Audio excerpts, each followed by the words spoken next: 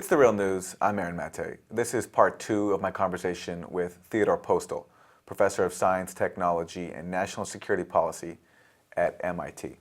We're talking about Russian President Vladimir Putin's recent speech where he announced upgrades to his country's nuclear arsenal, calling it a response to the U.S. withdrawal from the ABM Treaty in 2002, as well as the recent nuclear posture review issued by President Trump.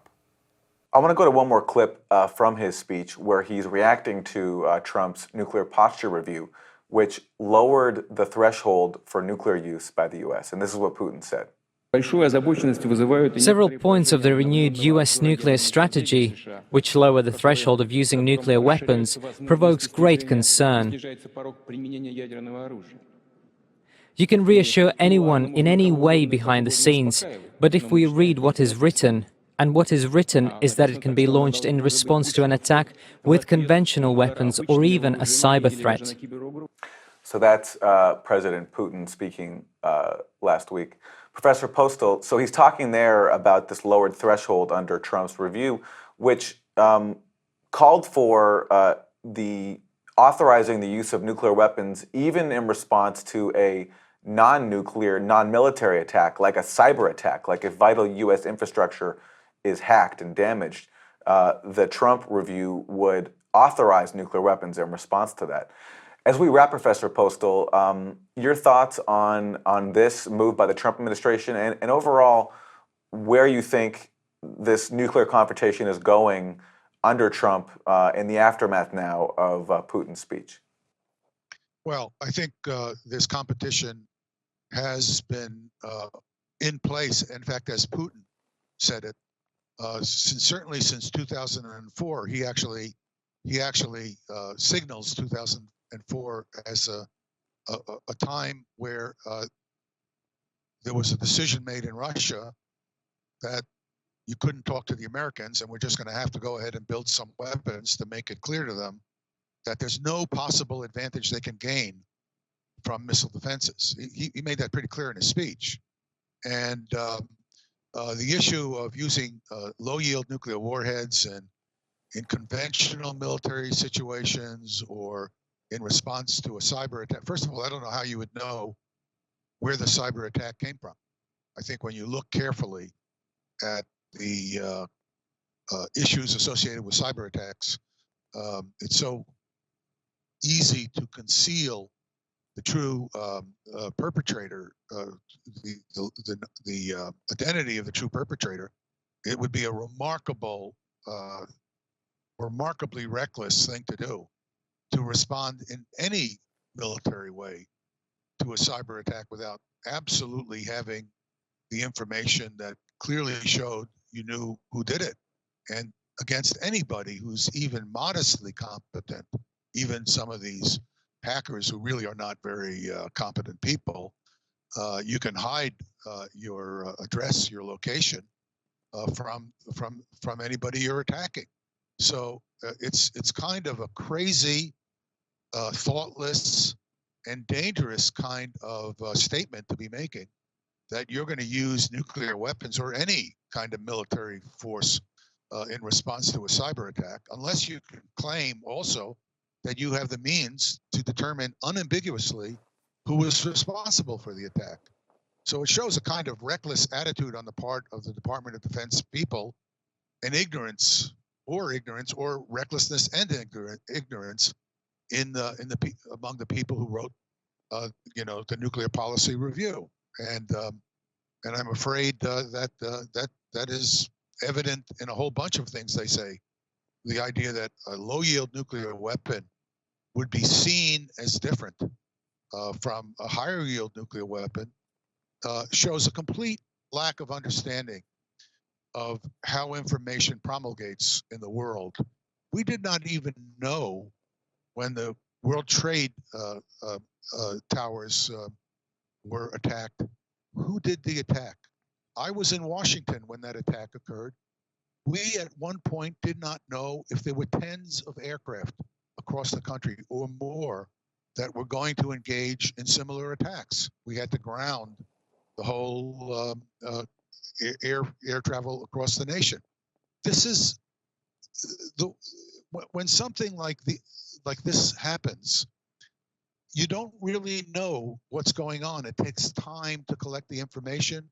It takes you need to have sensors. You need to have the ability to evaluate the information from these sensors, and that information doesn't exist. You don't have those abilities. So the fact that you could pick up a telephone and talk to somebody on the other side of the world does not mean you know who's on the other end of the telephone and what's really happening there. And all of this is embedded in this incredibly dangerous and uninformed position put out in this nuclear posture review. It's just hard to believe that any competent soldiers were involved, at least from my point of view. I know many competent soldiers, and I think any of them would tell you immediately, you never know exactly what's going on, and sometimes not ever. And, it's a crazy policy. Compounding the dangers, I have to mention this. You put out a paper last year with some colleagues in the Bulletin of Atomic Scientists talking about how because of the modernization program of the nuclear arsenal undertaken by President Obama, the U.S. has increased the killing power of its nuclear weapons by a factor of 3 or more, right? Right. I mean, in fact, I who have during my career had reviewed actually real nuclear war planning, because I was in the Pentagon working for the Chief of Naval Operations. When I look at the situation we have today with the American nuclear arsenal, I don't know how we're going to use all these weapons, because the number of what you might call targets, Russian ICBMs and command centers, has been reduced substantially because of arms reductions. So the number of missiles we would shoot at is much smaller. And it turns out that these weapons that we're modernizing are much more numerous than any of the targets we might have shot at earlier in an attempt to disarm Russia.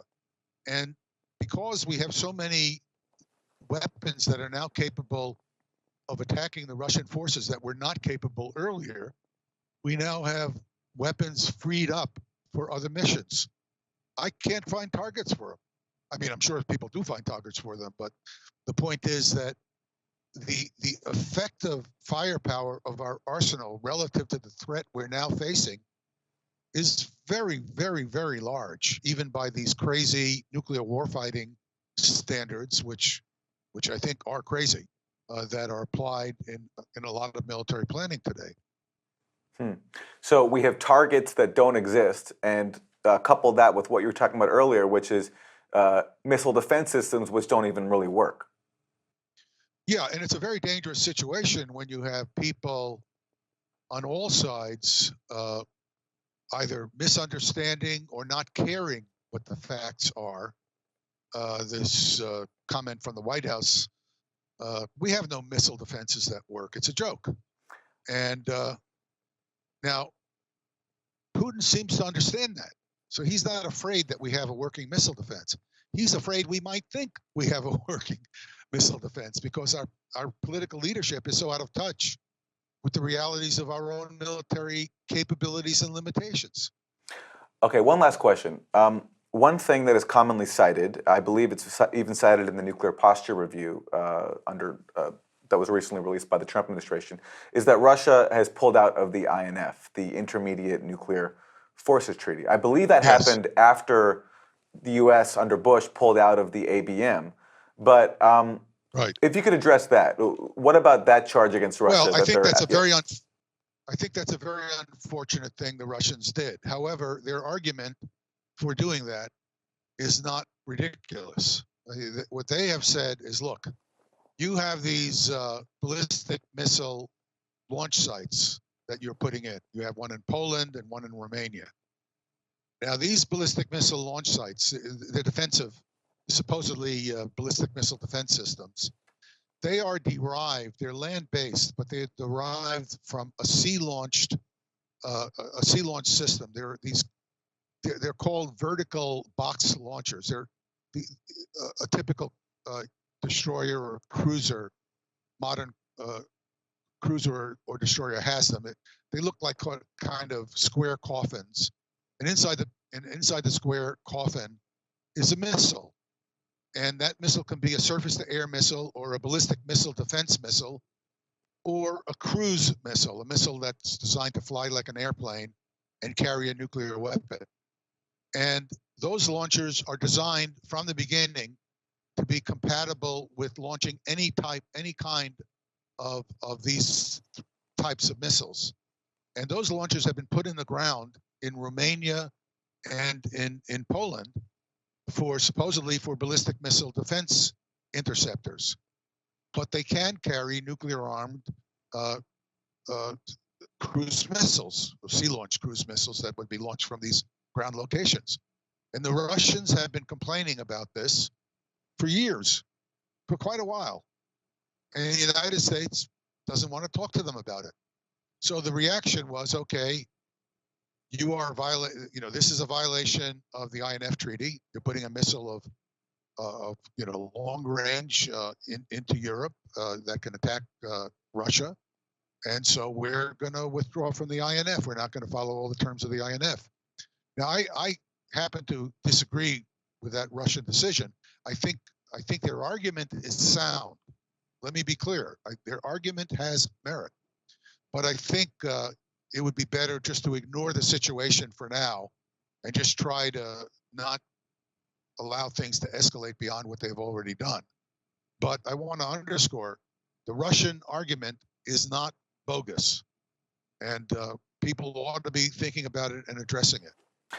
We'll leave it there. Theodore Postol, Professor of Science, Technology, and National Security Policy at MIT. Thank you. Thank you. And thank you for joining us on The Real News.